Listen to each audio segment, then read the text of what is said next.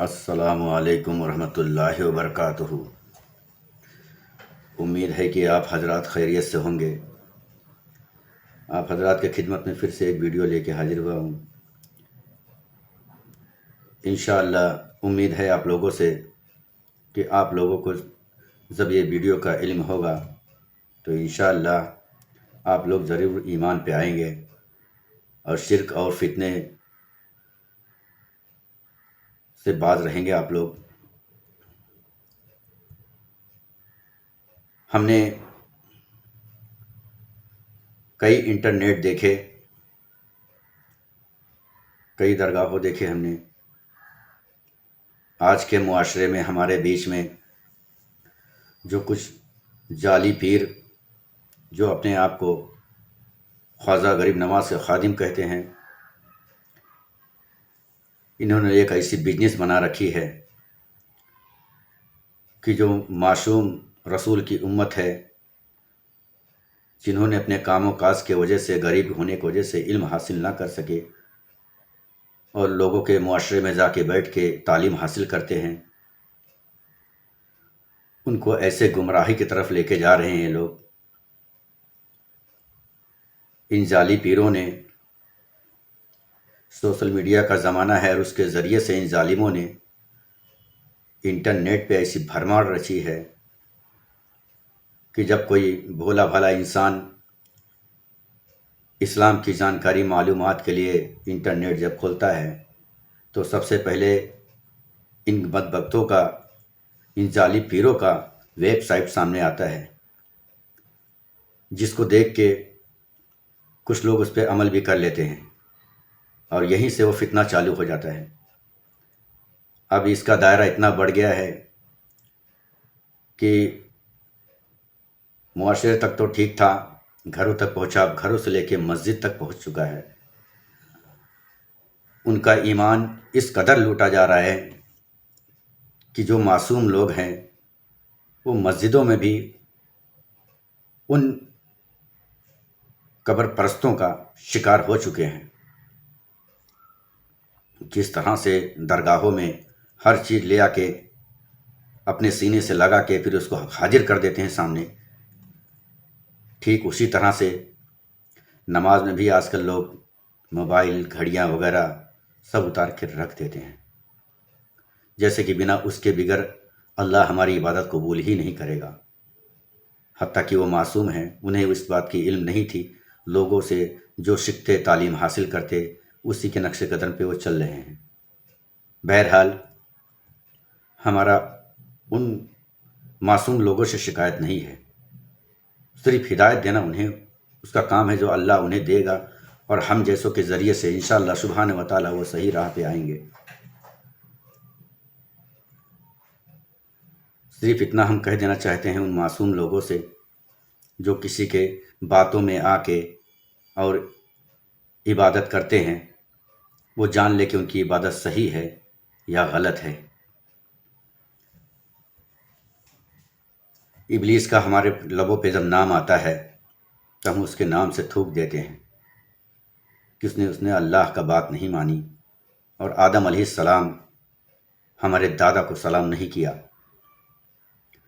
وہ ابلیس کیسے ہوا؟ صرف ایک سجدے کی وجہ سے، صرف ایک سجدہ نہیں کیا تھا اس نے۔ آپ لوگوں کو بتا دوں، شاید آپ لوگوں کو بھی علم میں ہوگا، کیا ابلیس نے زنا کیا تھا، سود کھایا تھا، یا کسی کا قتل کیا تھا، یا کسی کے عزت پہ اچھال کی تھی، یا کسی کی چغلی کی تھی، یا کسی کو ستایا تھا، یا کسی کو پہلے گمراہ کیا تھا اس نے، یا اللہ کے سوا کسی کو عبادت کرنے سے روکا تھا؟ اللہ کی عبادت کرنے سے کیا کسی کو اس نے روکا تھا؟ ایسا کچھ اس نے کام نہیں کیا، اور قیامت تک کے لیے وہ مردود ہو گیا۔ اللہ کی ایسی غضب پڑی اس پہ، صرف ایک غلطی کی وجہ سے، ایک سجدہ، صرف ایک سجدہ اس نے کرنے سے انکار کیا۔ حالانکہ وہ سجدہ آدم علیہ السلام کی نہیں، ہمارے رب العالمین کے لیے تھا، بس ایک دکھاوے کے طور پہ تھا کہ میری حکم نہ مانی اس نے۔ بہرحال ہم اس کے بارے میں آپ کو کچھ علم دے دیں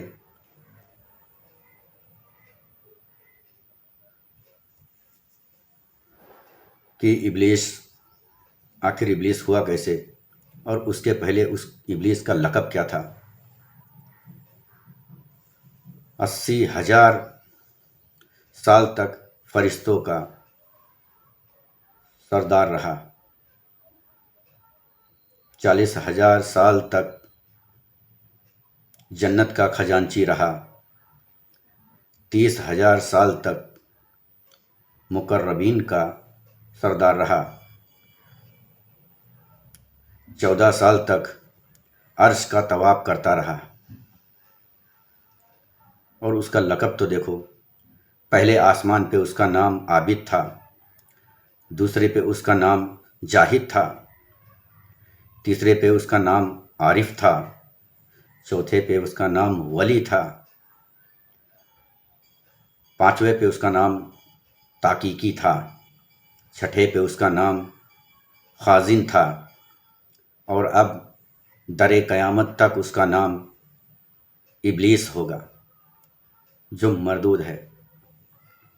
آپ ہی لوگ سمجھیے کہ ایسا کون سا اس نے غلطی کیا تھا، صرف ایک سجدے کا تو انکار کیا تھا۔ لیکن آج کے کچھ ہمارے سنی میں مولوی، کچھ نقلی بناوٹی پیروں نے، کچھ نقلی صوفیوں نے ایسی بھرمار رچی ہے کہ بھولے بھالے معصوم ان رسول کی جو امت ہیں انہیں ایسی گمراہی کے راستے پہ لے کے گئے کہ وہ خود تو گئے ہی گئے، اپنی بیوی اور بچے کو بھی درگاہوں پہ لے جاتے ہیں، دھاگا باندھتے ہیں، ناریل وغیرہ چڑھاتے ہیں، چادر چڑھاتے ہیں، اور چادر میں بھی کوئی ایسی ویسی چادر نہیں، اس میں کسی میں کلمہ لکھا ہوتا ہے، کسی میں سورہ یاسین لکھا ہوتا ہے، کسی میں کوئی آیت قرآن کی لکھی ہوتی ہے جو دوبارہ کوئی اسے استعمال نہیں کر سکتا۔ اگر چادر ڈالنا ہی ہے تو ایک چادر ڈالیے، اور اگر آپ اور بھی چاہتے ہیں کہ میری بھی محبت ہے، ہماری بھی محبت ہے، سب کوئی ڈالنا ہی چاہتا ہے، تو کچھ ایسا چادر ڈالو جو سادہ سمپل ہو، اور وہاں سے مزار سے نکلنے کے بعد کسی میں اگر تقسیم کر دیا جائے تو کم سے کم اس کا لباس بنا سکے، اپنے شریر کے لیے اس کا پردہ گاہی بنا سکے، ایسی کوئی چادریں دی جائے۔ اور جو آپ اگربتیاں وغیرہ سلگانے میں جو خرچ کرتے ہیں، جو مجاور کو جو دیتے ہیں ہدیہ کے نام پہ، وہ اس کی بزنس چلاتے ہیں لوگ، وہی پیسے سے کسی غریب، کوئی پریشان حالات ہو اس کی مدد کریں، کوئی دواخانے میں ایڈمٹ ہو غریب ہے تو بڑھ چڑھ کے اس میں حصہ لیں۔ ہمارے گوشت پاک جو عبد القادر کے نام سے مشہور ہیں، ہمارے خواجہ غریب نواز، کیا ان کی یہی دین تھی؟ کیا یہی وہ سکھا کے گئے؟ الحمدللہ حضور کائنات سرور دو عالم صلی اللہ علیہ وسلم کی اس دنیا کے وفات کے بعد، صحابوں کے جانے کے بعد، ساروں اماموں کے بعد، اگر کسی نے ہمارے اس دیش میں اسلام کو پھیلایا تو وہ ہمارے ولی ہیں، جسے ہم صابر پاک کہتے ہیں، خواجہ غریب نواز کہتے ہیں۔ خواجہ غریب نواز ایسے ہی نہیں نوازتے تھے، اپنا سب کچھ لٹا دیے۔ یہاں جو حاجی علی پہ جو آج ہم ممبئی میں دیکھتے ہیں، وہ حاجی علی ایسے ہی نہیں کہہ رہے، ان کا لقب بہت اول ہے۔ اللہ کی راہ کے لیے، اللہ کی تبلیغ کے لیے اپنا ساری جائیداد انہوں نے لٹا دی، تقسیم کر دی لوگوں میں، اور اللہ اللہ کرتے رہ گئے۔ اور آج انہی کے نام پہ جو چادریں بانٹی جا رہی ہیں، جس کا جو ننگا بزنس چل رہا ہے، یہ سراسر بدعت ہے اور شرک ہے۔ کتنے لوگوں کو وہاں گمراہ کیا جا رہا ہے۔ بہرائچ میں آپ دیکھ لیجئے، جو وہاں کے مجاور بنے بیٹھے ہیں، اگر کوئی انہیں پیسہ ان کے مطابق نہ دے تو اسے دھکا مکی کرتے ہیں، اسے گالے گلوچ کرتے ہیں، اور وہ خود ہوائی جہازوں میں گھومتے ہیں۔ موبائل تو ان کا 1.5 لاکھ کا موبائل چلاتے ہیں وہ لوگ۔ کہاں سے آیا وہ آپ ہی لوگ جو دیتے ہیں، تقسیم کرتے ہیں۔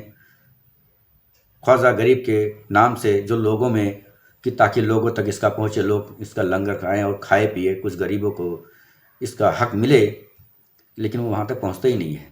یہ صرف ایک دکھاوا ہے۔ انٹرنیٹ پہ وہ لوگ دکھاتے ہیں کہ ہم کس کے لیے کیا کیا کرتے ہیں، کیا کیسی دعائیں قبول ہوتی ہیں، سراسر جھوٹ ہے یہ۔ اگر سچے آپ ولی والے ہوتے، سچے اپنے ولی سے اگر محبت کرتے تو آپ گھر پہ بیٹھو۔ ولی کا رتبہ وہ ہے کہ آپ یہاں سے اپنے ولی پہ اگر درود بھیجیں تو انشاءاللہ سبحانہ و تعالی وہاں تک انہیں پہنچ جائے گی۔ اللہ سے یوں دعا کریں آپ کہ یا رب العالمین، حضور کے صدقے میں جو ہمارے بزرگ گزرے، انہوں نے جیسے تقوی استعمال کیا، جیسی عبادت گاری گزاری زندگی، اور جس طرح سے سادگی سے اپنی زندگی گزر بسر کی اور اللہ کے ذکر میں لگے رہے اور اس لگپ تک پہنچے، اس اول درجے تک پہنچے اور اس کے حقدار ہوئے، یا اللہ ہمیں بھی ان کے دین راہ پہ چلنے کی توفیق عطا فرمائے، ان کے ایسے اعمال گزار بننے کی توفیق عطا فرمائے۔ اس طرح سے ہمیں دعائیں مانگنی چاہیے۔ خواجہ غریب کو بہت پسند آئے گی، اسی کے لیے تو وہ آئے تھے وہ پھیلانے۔ لیکن آج کل کے جو مجاور لوگ ہیں، ایسی بھرمار رچی ہے ان لوگوں نے کہ گمراہ کے حدیں پار کر دی ہیں پورے۔ درگاہوں پہ آپ جاؤ یا انٹرنیٹ پہ آپ دیکھ لیجئے، ہر درگاہ پہ عورتیں کھلم کھلا ناچ رہی ہیں، نہ روپٹے کا پتہ ہے، نہ بالوں بکھرائے کا کچھ خبر ہے۔ اور وہاں کے جو مجاور لوگ رہتے ہیں، جو پیسے چندے میں لگے رہتے ہیں، اللہ ہی عالم جانے کہ ان کی نمازیں بھی 5 وقت کی ادا ہوتی ہیں یا نہیں، وہ پڑھتے بھی ہیں یا نہیں، دین کی پوری علم انہیں ہے بھی یا نہیں، اللہ ہی عالم جانے۔ لیکن اگر ہم تو اتنا ضرور کہنا چاہیں گے کہ اگر واقعی میں انہیں دین اور قرآن پاک کی اگر علم ہوتی، انہیں شعور ہوتی اس بات کی، تو وہ ہرگز ایسا کام نہ کرتے۔ کسی غیر محرم کے سامنے بال کو کھلا کر کے ناچنا تو یہ زنا کے ہی اشارہ ہوتا ہے، یہ زنا کی طرف اشارہ کرتا ہے۔ اب قرآن میں بار بار زنا کو حرام قرار دیا گیا۔ زنا وہ ضرور نہیں کہ پورا مکمل ہو جائے تو ہی زنا ہوتا ہے، آنکھوں کا زنا ہوتا ہے، زبانوں کا زنا ہوتا ہے۔ کسی زنا کی طرف متوائز ہونا وہ بھی ایک زنا ہی ہے۔ کسی غیر محرم کے سامنے اپنے چہرے سے نقاب خلاصہ کر دینا، بال کو بکھرانا، یہ بھی ایک زنا ہی کی کیٹیگری میں آتا ہے۔ تو بتائیے اس درگاہ پہ کس کی حاضری قبول ہوگی، کس کی دعا قبول ہوگی جہاں زنا شرعام ہو؟ انہیں نہ تو اللہ کا خوف ہے، نہ رسول کا، اور لوگوں کو ایسے گمراہ کرے رکھے ہیں ان پجاریوں نے۔